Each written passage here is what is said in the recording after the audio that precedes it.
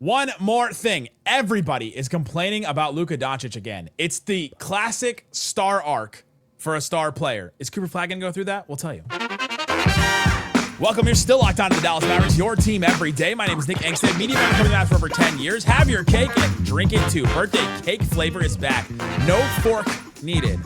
Vanilla-y, cakey flavor, caffeinated cake, and no sugar. It's party time. Order now at 5hourenergy.com or on Amazon. It's the one more thing. We're talking about Luka Dončić. That's right. It's Locked On Mavs. We're talking about Luka Dončić. We're back, baby. Locked on Luka. Joined by Isaac Harris, the One More Thing King. And I want to start here, Isaac. The talk around Luka Dončić, we've seen before, but we've never seen it to this level, I don't think, of the national media talking about Luka Dončić, the complaining about the effort from Luka, the shots at the rim, how his game has changed, how he's hunting fouls. He's leading the league in free throws now because he actually gets a whistle because he's playing for the Lakers and they actually get a whistle, which is just confounding to everybody. And you're seeing now in real time, if you're a Mavs fan and you're listening, you probably still have some connection to Luka, like emotionally or whatever. You're seeing this conversation happening around him and you're like, dang, well, wish I could defend my guy. Maybe you are still out there defending your guy. The other one is, this happens to every star, pretty much, in some way, shape, or form. Unless you go out there and you win, and even if you do, it's happened to Giannis, where guys all of a sudden picking apart his game, picking apart how he's doing his trade request or not. It's happened to LeBron. The decision, obviously, was huge for that, but then not winning in 2011 was awesome. But then also, that was a thing. Like, if you don't perform at the highest level over and over again, and even if you do, LeBron, all-time leading scorer, 4-time champion, won a title in Cleveland, did so many things. People are still going to pick apart your game. They're going to come at you. They're going to complain about what you're doing. And we're seeing it now with Luka, just at such an expanded high level because he's on the Lakers. He's playing with LeBron. It's an incredibly visible market and team and all that. And the conspiracy around the NBA giving Luka to the Lakers, all that is still in play. Yeah, it's crazy because I see all the, obviously there's so much talk around him right now, the complaining and, some of the conditioning stuff again. And it's like there's kind of two sides of it for me because one of them I look at it and I do feel like the spotlight is brighter. I mean, it's LA. All right. Back in the day, me and Nick and had an argument over if Kyle Kuzma is a star or not. And I was like, that. Kyle Kuzma is not a star. And Nick was like, no, he is a star because he's on LA and he's, yeah. Look who he's dating. He's got a shoe line. People know him. So there's one side of me, it's like, man, I kind of feel for him. I'm like, he didn't ask for this, right? He didn't ask to go there. True. He didn't ask to do this. He signed the extension, though. He did sign the extension, yes. There's another side of me, though, that's like, hey, this has been the story with you for a while. You are an incredible player of I think that gets, some of the commentary about him that gets lost because what is he at? I mean, he's leading the league in scoring right now, over 10. 8.5 assists a game, shooting 10 threes a game. But the driving is not happening as much right now. Oh. But it's he can put up these astronomical numbers but some of the two things that people complain about the most right now is the same two things that has plagued him for a while that we used to talk about Luka Dončić almost every single day. And why are we doing a one more thing on him? He's literally the second best player in franchise history. And he played 7 years here. So it's we watched every minute of his career up until these past 12 months. And it's the two things, the conditioning stuff and the complaining. It's that was conversations that's been happening for years in Dallas before he was even traded. So at some point, and I've said it before, I'll continue to say it, at some point, Luka's going to have to decide if those two things if he's going to make those shifts in his career. He can still be an amazing player for a very long time and put up these crazy stats. Winning cures everything, right? They go and win a title in the next 2 or 3 years. It doesn't matter. It doesn't matter at all. But until then, this will be the thing that will be in the spotlight until he decides for it not to be in the spotlight. And he decides to do something about that. So that's just part of the kind of Luka thing right now. The thing about him, and I saw a clip with Jason Tiff. He was talking with Colin Cowherd, where he's talking about the highs are real high and the lows are super low with Luka. That's kind of always been the case. We've talked about how his floor has been low, and when it's bad, it can get really bad with Luka. The defense can get really bad. The complaining can get really bad. The shots selection that he decides to take and all that, and all that like can get really bad. While still saying he's one of the top 5, top 6 players in the world.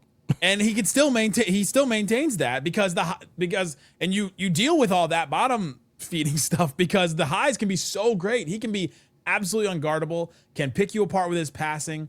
Can do like anything on a basketball court. Can lock in on defense when you need him to every once in a while. And to me, the problem in LA right now with him, and we've seen this with the Mavericks, as soon as he knows the team is not good enough, he like checks out competitively. In a way. I mean, LeBron kind of has done that in his career too. Absolutely. He does. Where you're like, all right, well, I'm just going to get my own. I'm going to go out there. I'm going to play. But like, I'm not locking in on every single possession. Remember all the defense he played next to Christian Wood? Like, I will never forget. That was like one of the big seasons where we were complaining about his defense. It's like, man, like it's really bad. Yeah. He knew they weren't going anywhere with that team. He's like looking over at the bench like, this guy. I'm not the worst one. I'm not the worst defender on the court right now. But all that is happening. And now, coming up, I want to talk about Cooper Flagg because I think the star arc could happen for him too. Is there any signs that we see from Cooper Flagg that, like, what could his star arc look like if we're looking at it the same way we're looking at Luka? Let's talk about that and more coming up. Locked On Mavs continues coming up next. Today's episode of Locked On Mavs brought to you by 5 Hour Energy. Let's do a draft of 5 Hour Energy, the best flavors. There's so many. There's 18 flavors to choose from, including new options like Confetti Craze, Fruity Rainbow, or Cotton Candy. Something for everyone. Those aren't for me. There's all kinds of other ones, though, that I like. Grape, Concord grape flavor, similar to grape juice or candy. Soft, rounded sweetness. Smooth, almost syrup-like fruit profile. Consistent, straightforward taste. Classic purple candy style finish. Gotta love that. I feel like a 5 Hour Energy sommelier when I talk like this. Feel the breeze with a Hawaiian breeze. Taste the caffeine. Made with passion fruit, orange, and guava. You like some guava? I like some guava.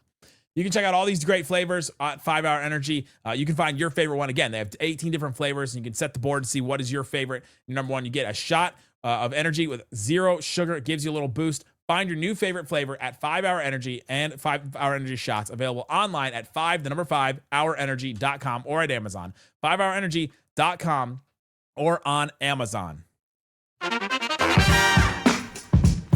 It's a One More Thing bonus episode of Locked On Mavs where we talk about the Dallas Mavericks. We talk about the players around the league. We're talking about Luka Dončić, and we're talking about the criticism around Luka. We've seen so many different kinds of people coming out and talking about him and saying things about him and all that. And like the discourse is just loud. And to me, I think it's because he knows, like Luka knows his team is not good enough. His team's not competitive enough. They don't even have the right players around him to make this work. And if that doesn't work, then it kind of collapses. We've seen it. We saw it multiple times in Dallas. Some of it is it's the spotlight is brighter in LA for sure, but every national thing has to talk about the Lakers. Like there's like the Lakers segment has to show up in any NBA discourse. And what else are you going to talk about right now? LeBron, maybe whatever drama narrative he's trying to is he going to Cleveland? Drum up and Knicks now. So it's either that or you're going to like pick apart Luka, but they got to start winning games. And I know we're about to talk about the cycle stuff for these NBA players, these stars that come into the league, because all the stars come into the league and you probably want to do this. Sorry. You're great. Go for it. Yeah. Well, it's like all the stars. I realized I'm like, you were setting it up and you were about to do this, but all the stars come in the league as far as like these superstar type of guys, and it's the honeymoon phase. Like everybody is about. Wemby is in it right now, right? Like everybody loves, with the exception of like some of his like, hey, this is ethical basketball. And it's like, all right, who gave you like the? That was the start of his turn a little bit. The Pistons crowd was real anti Wemby. Did you see that game recently? They were booing the heck out of him. But it's like you come in the league, you have this honeymoon phase. Everybody loves you. National media loves you. Everybody's gushing. Like, what's going to be your ceiling? Where can you be? At some point, you got to start winning, because if you don't start winning, then the cycle starts to turn a little bit. And I think Luka's in that cycle of and I know he's been comped to him in the past, but in a lot of like Luka fans don't like it. I didn't like it when Luka was part of the Mavs, but he's kind of starting to enter into that James Harden conversation of, dude, one of the best offensive players of all time for national people. I'm not saying like for a lot of national people, because he doesn't have the title. He's 7 years in. And so I think it's starting to shift into that James Harden type of narrative, except Luka performs in the playoffs and James Harden doesn't. But I'm just talking about the pure offense and some of the like defense stuff and some of the conditioning stuff. It just feels like a lot of people went to that with James Harden for a while. And now it's starting to shift that way with Luka until he gets back to the finals or wins the finals. I wanted to bring this up because I want to ask, how long does Cooper Flagg have? How long is the honeymoon phase? How long until it gets to this point? Because I think there are some things that can defend this off, right? If you play like ethically, I guess. If you go out there and you make it happen, you win an MVP. I mean, Jokic, I think, skated a lot of this where he ended up winning that championship in 2023, but even the Jokic cycle started later because he was a second round pick and he didn't have those expectations early on. The honeymoon phase didn't start for him until he was entering MVP conversations type of thing. For Cooper Flagg, it's like, I think when you start looking at the rookie extension, that second contract, and then you're starting to make some big money, then I think and I probably need to go back and research some of these top guys. I think when you start to look at the back half of that second contract, that's when you start to have these like, I think people could start to turn then, because even if you're a contender in your rookie contract, there's still some like grace from a lot of people of like, hey, if Cooper Flagg, like I'm right there with it with Lamar Jackson in the NFL. I love Lamar and there's nobody else in the whole entire sports universe that I want a championship for in their sport than Lamar Jackson.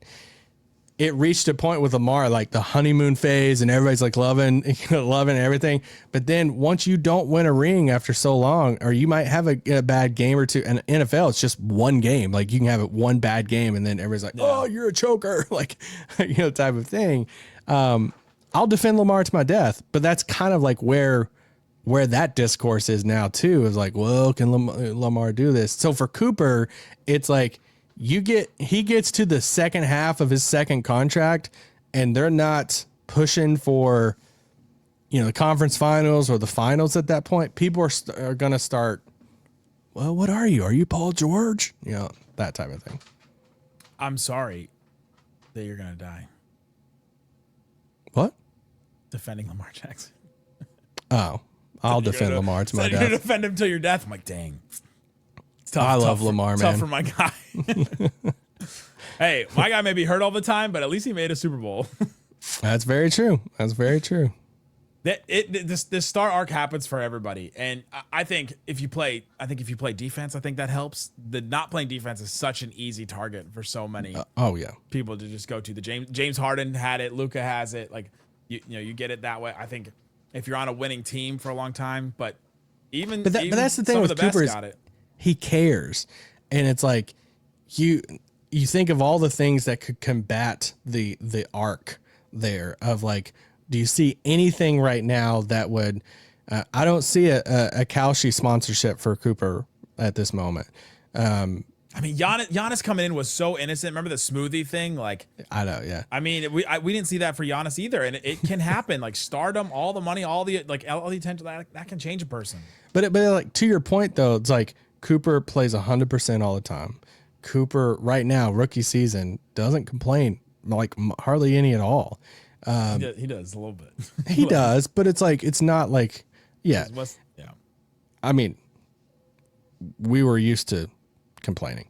Oh yeah, it's nothing compared to what we were used to. But then you look at like the effort and just like how much he tries and busts his butt. Like those are the things people really start to critique. I mean, obviously if like he has some clutch moments that he doesn't come up clutch or hit the bucket and stuff in multiple like types of big games, people will start to create that type of narrative. But like, all the other things and like teammates love him and all, like those are the things people typically try to like go after, to try to like turn that narrative or turn the cycle there to that next phase. But it's going to be a while. Like you're in that, he's kind of playing with house money right now and what happens over the next few years.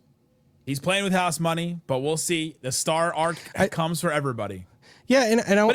The thing with Luka though, is like, like he is one of the best players in the world at basketball. And the thing that I've like haven't enjoyed from him over this past year is I haven't, now granted, I'm not watching every single Lakers game, is I haven't seen the same type of joy.